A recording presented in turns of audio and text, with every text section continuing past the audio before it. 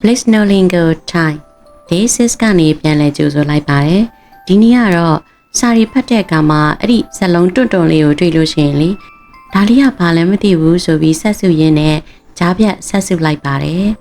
ဇလုံးပေါ်ကအတွန့်လေး Karen လို့ခေါ်ပါတယ်သူ့ဇလုံးပေါင်းလေးဖတ်ကြည့်မယ်နော်ကောအားကရောအာရာကိုနောနဲ့တက်လိုက်တယ်ပြီးတော့မှနောက်ကတောကိုမှအပေါ်ကအတွန့်လေးတင်ထားတယ်နော်အဲ့ဒီတောပြေးလေးပေါ်ကအတွန့်လေးကိုပြောနေတာဖြစ်တယ်ဒီစလုံးလေးကိုအတန်ထွက်လိုက်တော့ကောအားကရောအာနောရန်ဂရန်ဒါပေမဲ့နောက်မှာတလုံးကျန်တယ်လေနော်တောပေါ်မှာအဲ့ဒီအတွန့်လေးတင်ထားတာအသက်ကလေးဖြစ်ပါတယ်အဲ့ဒီအသက်ကလေးက silent thinker လေးပဲဒီအသက်ကလေးတင်ထားလို့ရှိရင်တဲ့အဲ့ဒီအသက်ကလေးအောက်ကဘီးကိုတဲ့ထဲ့မဖတ်ရဘူးလို့မှတ်ထားလိုက်ရုံပဲလွယ်သားပဲနော်ဟောဒါဆိုထဲ့မှမဖတ်ရပဲဘာလို့ထဲ့ရေးထားတာတုံးလို့မေးချင်စရာကြီးပေါ့တကယ်တော့လေဒီ silent လုပ်ပေးလိုက်တဲ့အတွန့်ကလေးကအဓိကကတော့မူရင်းစကားတွေဖြစ်တယ်ပေါ့နော်ပါဠိတို့တက်တာတို့ဒါမှမဟုတ်အင်္ဂလိပ်စလုံးတို့ကနေပြီးမှယူပြီးရေးတဲ့အခါမှာသူတို့ရဲ့စလုံးမူရင်းအရေးသားတွေမပြတ်ရအောင်ထိမ့်သိမ်းထားတာဖြစ်တယ်ဥပမာလေးတွေကြည့်လိုက်ရင်တော့ပိုရှင်းသွားမှာပေါ့အခုတကြံကာလဆိုတော့လေတကြံစလုံးလေးနဲ့စလိုက်မယ်နော်ဒီမှာဆိုရင်တကြံကိုဆွန်ခရန်ဒီလိုဖတ်တယ်ပေါ့နော်ဒါမဲ့ရန်လို့ဖတ်လိုက်တဲ့အချိန်မှာနောက်ကနောလေးနဲ့ပဲတက်ပြီးဆုံးသွားတာအဲ့ဒီနောက်မှာတောပြီးပါနေပြီးတော့မှအပေါ်မှာအတွန့်လေးတင်ထားသေးတယ်အသက်ကလေးတင်ထားသေးတယ်လေအဲ့ဒီအသက်ကလေးကိုထည့်မဖတ်ဘူးနော်အဲ့ဒါကြောင့်အဲ့ဒီအတန်လေးကဆုံခရန်လို့ပဲပြီးသွားတာပေါ့နာတက်အတန်လေးနဲ့ပဲဆုံးသွားတယ်နော်ဟောနောက်ထပ်ဥပမာကတော့တနင်္ဂနွေနေ့အတွက်ဖြစ်တယ် One artist ဝအာဝါကိုနောနဲ့တက်မယ်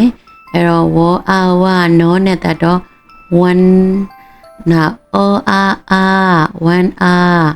now ထောအီတီကိုတာနဲ့တက်လိုက်တဲ့ခါကျတော့ t ဆိုရင် one artist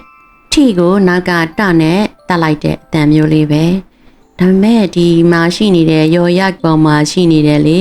အဲ့ဒီအတွန့်လေးချောင်းရော်ရက်အတန်ကိုထည့်ဖက်စရာလို့တော့ဘူးပေါ့နော်နောက်သုံးခုမြောက်ဥပမာကတော့တတ္တဝါဖြစ်တယ်စောအဆစောအတော်ဆအဲ့နောက်ကဝေါ်ဝင်လေးပေါ်မှာအသက်ကလေးတင်ထားပြန်ပြီအဲ့တော့ဖြုတ်လိုက်မယ်ဝါတက်တန်ထက်ဖက်စရာမလိုဆက်ဆိုတဲ့အတန်ပဲပေါ့နော်ဥပမာဒိုင်နိုဆောပေါ့နော်အဲ့ဒါဆိုရင်သူကဒိုင်နိုဆောအဲ့လိုဖတ်တယ်အဲ့ဒီမှာလဲနောက်ဆုံးကရောပြီးပေါ်မှာတင်ထားတဲ့အသက်ကလေးကြောင့်အတွန့်ကလေးပေါ့နော်အဲ့ဒီအတွန့်ကလေးကြောင့်အဲ့ဒီရောအတန်လေးကိုထည့်မဖတ်ဘူးနောက်ရောရကရက်လေး giant ဆိုရယ် blue ပေါ့နော်အဲ့ဒါလေ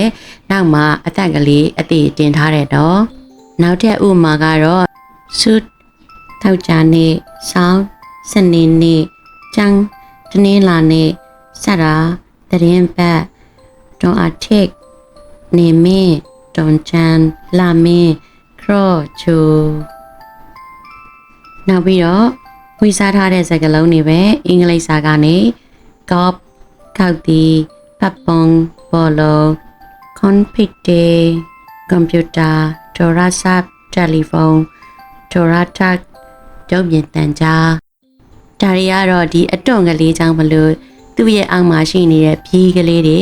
အတန်ဖြောက်သွားရတဲ့ပုံပေါ့နော်တခုရှိတာကတချို့